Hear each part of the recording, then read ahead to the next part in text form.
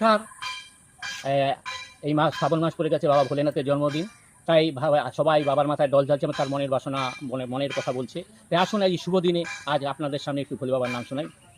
আরে শ্রাবণ মাস পড়ে গেছে, সবাই মিলে বল হর হর মহাদেব। বাবাকে সন্তুষ্ট করতে হলে বাবার মাথায় জল ঢেলে তোর মনের কথা বল। বাবা এই সময় খুব জাগ্রত থাকে, বাবার কাছে দুটো যন্ত্র থাকে, একটা ডুগডুগি আর একটা হলো সিঙ্গার। বাজা ডুগডুগি বাজা, আর মন খুলে বাবাকে ডাকা, বাজা ডুগডুগি বাজা।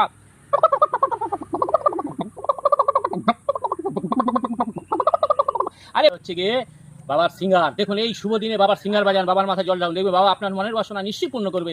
বাজা সিঙ্গার বাজা।